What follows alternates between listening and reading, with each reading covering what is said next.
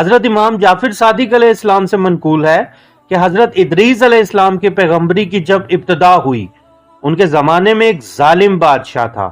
ایک روز وہ سیر کے لیے نکلا۔ اس بادشاہ کا گزر ایک سرسبز زمین پر سے ہوا جو اللہ تعالیٰ کے ایک خالص مومن بندے کی زمین تھی، جس نے قدیمی بت پرستی سے بیزاری اختیار کی تھی۔ بادشاہ کو وہ زمین پسند آ گئی۔ اپنے وزیروں سے پوچھا، یہ زمین کس کی ہے؟ انہوں نے فوراً پتہ کر کے بتایا، یہ فلاں مومن کی زمین ہے بادشاہ سلامت، جو آپ کی رعایا میں سے ہی ہے۔ بادشاہ نے حکم دے کر اسے بلایا اور اس کی زمین لینے کی خواہش ظاہر کی۔ اس نے کہا، میرے بال بچے آپ سے زیادہ اس زمین کے حقدار ہیں، لہٰذا آپ زمین کی بات چھوڑ دیں۔ بادشاہ نے کہا، زمین کی قیمت لے لو۔ اس نے کہا، میں اسے کسی قیمت پر فروخت نہیں کروں گا۔ بادشاہ کو یہ بات دوبارہ سن کر غصہ آ گیا، اس کے تیور بگڑ گئے۔ وہ غصے کی حالت میں واپس دربار روانہ ہوا۔ اس کی ایک بیوی بہت چالاک تھی، جس سے بادشاہ اکثر مشورہ کیا کرتا تھا۔ جب بادشاہ دربار پہنچا، فوراً چالاک بیوی کو بلایا۔ اس عورت نے جب بادشاہ کو دیکھا تو وہ انتہائی غصے میں تھا۔ پوچھا، بادشاہ سلامت، ایسا کون سا معاملہ ہوا ہے جو آپ اتنے غصے میں ہیں؟ بادشاہ نے اس زمین اور زمین والے مومن کا سارا قصہ سنایا، جس پر بادشاہ کی اس منافق بیوی نے کہا، غصہ وہ کرتے ہیں جن میں انتقام کی طاقت نہیں ہوتی۔ اگر تیرا عدل اس کو بلا وجہ قتل کرنے نہیں دے گا تو میں اس کام کی کوئی اور تدبیر کرتی ہوں، تاکہ زمین بھی تیرے قبضہ قدرت میں آ جائے اور رعایا کے سامنے اے بادشاہ تجھ پر قتل کا الزام بھی نہ ہو۔ بادشاہ نے پوچھا، ایسی کون سی تدبیر ہے؟ اس کی بیوی نے کہا، میرے قبیلے کی ایک جماعت اس کے پاس بھیجی جائے گی جو اس کو پکڑ لائیں گے اور سب کے سامنے گواہی لی جائے گی کہ وہ بادشاہ کے دین سے پھر گیا ہے۔ اس طرح آپ اسے قتل کر کے اس کی زمین پر قابض ہو سکتے ہیں۔ بادشاہ نے خوش ہو کر کہا، اچھا ایسا ہی کرو۔ بادشاہ کی وہ مشرکہ بیوی مسلمان کا قتل حلال سمجھتی تھی۔ اس نے اپنے قبیلے کے چند لوگوں کو دربار بلایا۔ ان لوگوں نے سب کے سامنے جھوٹی گواہی دی۔ یہ سن کر بادشاہ نے فوراً اسے قتل کروانے کا حکم دیا اور اسے قتل کروا دیا اور اس زمین پر قابض ہو گیا۔ اس مومن کے ناحق قتل کی وجہ سے اللہ تعالیٰ غضبناک ہو گئے اور حضرت ادریس علیہ السلام کو وحی نازل فرمائی، جس کے الفاظ کچھ ایسے تھے، تو نے اس مومن کے قتل پر ہی التفا نہ کیا بلکہ اس مومن کی زمین بھی غصب کر لی اور اس کے اہل و عیال کو محتاج کر دیا۔ مجھے اپنی عزت اور جلال کی قسم، قیامت کے دن اس مومن کا تجھ سے انتقام لوں گا اور دنیا میں تیری بادشاہی بھی مٹا دوں گا، تیرے شہر کو برباد کر کے تیری عزت کو ذلت میں بدل دوں گا۔ کیا تیری بادشاہت نے تجھے مغلوب کر دیا تھا؟ حضرت ادریس علیہ السلام اللہ تعالیٰ کا پیغام لے کر اس کے دربار میں گئے۔ وہ اپنا دربار لگائے بیٹھا تھا اور وزیر بھی موجود تھے۔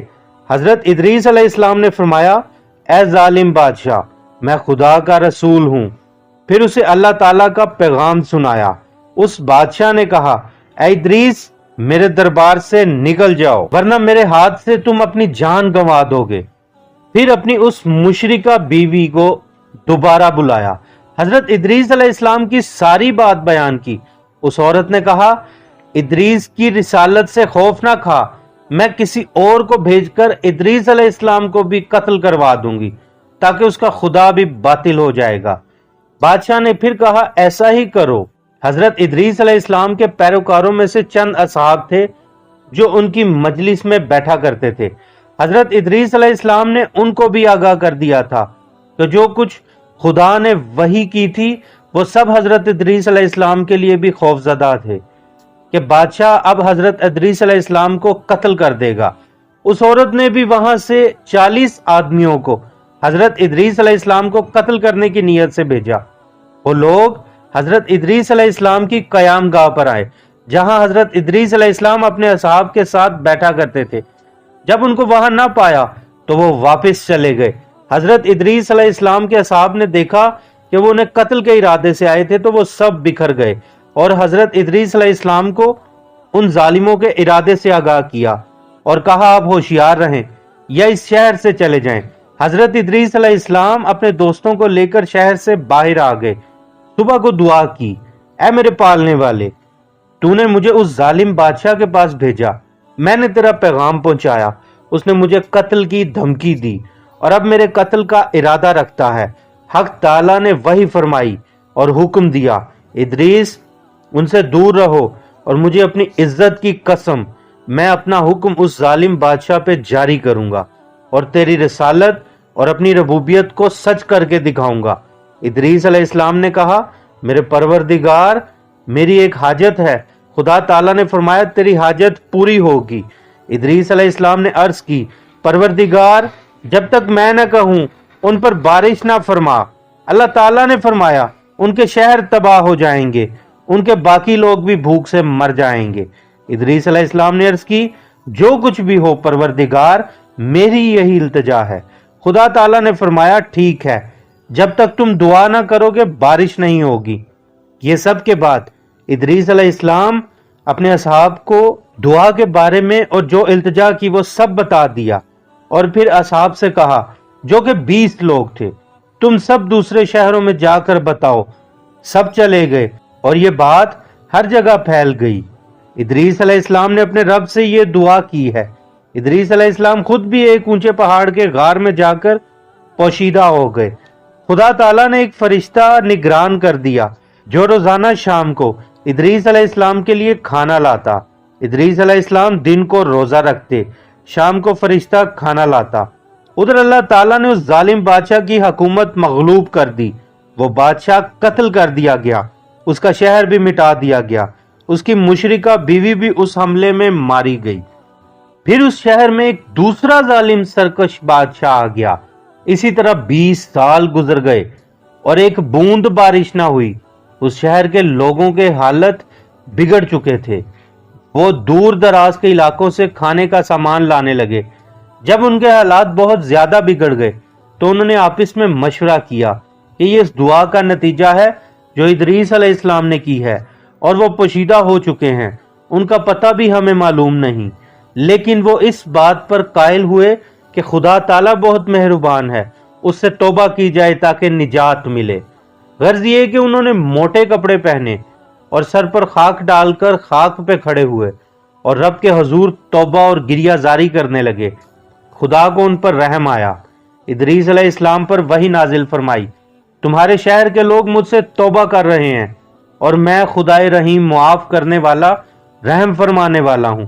میں نے ان کی توبہ قبول کر لی ہے اور بارش برسانے میں مجھ پر کوئی امر مانے نہ ہے، مگر تم نے دعا کی تھی اور التجا کر کے کہا تھا، لہٰذا اے ادریس تم مجھ سے دعا کرو اور طلب کرو تاکہ میں ان پر بارش کروں۔ ادریس علیہ السلام نے کہا، ہے پالنے والے، میں تو سوال نہیں کرتا۔ پھر وہی ہوئی کہ بارش کا سوال کرو۔ ادریس علیہ السلام نے پھر وہی جواب دیا تو خدا تعالیٰ نے اس فرشتے کو حکم دیا جو ادریس علیہ السلام کے لیے کھانا لے کر جاتا تھا کہ ادریس کے لیے کھانا نہ لے کر جایا جائے۔ جب شام کو فرشتہ کھانا نہ لے کر آیا تو ادریس علیہ السلام پریشان ہوئے مگر صبر کیا۔ دوسرے روز بھی ایسا ہی ہوا۔ تیسرے روز بھی جب بھوک جواب دے گئی تو حق تعالیٰ کی بارگاہ میں مناجات اور دعا کی، پروردگار میری روزی بند ہو گئی۔ اللہ تعالیٰ نے وحی فرمائی، اے ادریس 3 روز کھانا نہ ملنے پر فریاد کرنے لگے ہو، اپنے شہر والوں کی 20 سال کی پرواہ نہیں کی۔ میں نے تمہیں وحی کی کہ وہ لوگ بہت تکلیف میں ہیں اور خواہش کی کہ تم مجھ سے دعا مانگو اور میں ان پر بارش برساؤں، لیکن تم نے دعا نہ کی، سو تمہیں بھوک کا احساس دیا اور تم فریاد کرنے لگے۔ اب اس غار سے باہر نکل کر اپنی روزی تلاش کرو۔ یہ سن کر ادریس علیہ السلام پہاڑ سے نیچے آئے تاکہ کہیں سے کھانے کو کچھ ملے اور بھوک کی تکلیف دور ہو۔ شہر کے قریب آئے، ایک گھر سے دھواں نکلتے دیکھا۔ وہاں جا کر دیکھا ایک بوڑھی عورت 2 روٹیاں بنا کر آگ پر سیک رہی تھی۔ اس سے کہا، کچھ کھانے کے لیے دو۔ اس بوڑھی عورت نے کہا، اے بندہ خدا، یہ ادریس کی بد دعا نے یہ حال کر دیا ہے کہ کسی کے پاس اتنا کھانا نہیں جو کسی دوسرے کو کھلایا جا سکے۔ ادریس علیہ السلام نے کہا، اتنی روٹی تو دے دو کہ میں اپنی جان بچا سکوں اور سفر کر سکوں۔ اس بوڑھی عورت نے کہا، یہی 2 روٹیاں ہیں، ایک میرے لیے اور دوسری میرے بچے کے لیے. اگر اپنی تمہیں دے دوں تو خود مرتی ہوں, اور اگر بچے کی دے دوں تو وہ بھوک سے مر جائے گا. ادریس علیہ السلام نے کہا, تمہارا لڑکا چھوٹا ہے, آدھی روٹی اسے دے دو. اس بوڑھی عورت نے اپنے بیٹے کی روٹی میں سے آدھی روٹی ادریس علیہ السلام کو دے دی, مگر وہ لڑکا مضطرب ہو کر مر گیا. اس بوڑھی عورت نے کہا, اے شخص, تو نے میرے بیٹے کو مار دیا. ادریس علیہ السلام نے کہا, غم نہ کر, میں ابھی خدا کے حکم سے اسے زندہ کیے دیتا ہوں. یہ کہہ کر ادریس علیہ السلام نے اس بچے کے دونوں ہاتھوں کو پکڑ کر کہا, اے روح جو اس کے جسم سے نکل چکی ہے, واپس پلٹ آ خدا کے حکم سے. میں ادریس علیہ السلام ہوں, خدا کا پیغمبر. وہ لڑکا فوراً زندہ ہو گیا. وہ بوڑھی عورت باہر نکل کر شور مچانے لگی, لوگو مبارک ہو, ادریس علیہ السلام تمہارے شہر واپس آ گئے ہیں. پھر ادریس علیہ السلام اس ٹیلے پر گئے جو اس ظالم بادشاہ کا محل تھا. وہاں شہر والوں کا ایک گروہ آیا اور کہا, اے ادریس, کیا آپ کو ہم پہ ترس نہ آیا کہ 20 سال ہم کس اذیت میں تھے؟ ادریس علیہ السلام نے کہا, تب تک دعا نہ کروں گا جب تک وہ دوسرا ظالم بادشاہ ننگے قدموں سے چل کر میرے پاس نہیں آئے گا. جب یہ خبر اس بادشاہ تک گئی تو وہ غصے میں آیا اور لوگوں کو گرفتار کرنے کے لیے بھیجا, مگر وہ گرفتار کرنے میں ناکام رہے. پھر پورا شہر ادریس علیہ السلام کا پیغام لے کر بادشاہ کے پاس آیا اور بادشاہ کو بارش کے متعلق بتایا. تو بادشاہ اور شہر کے لوگ حضرت ادریس علیہ السلام کی خدمت میں حاضر ہوئے اور التجا کی.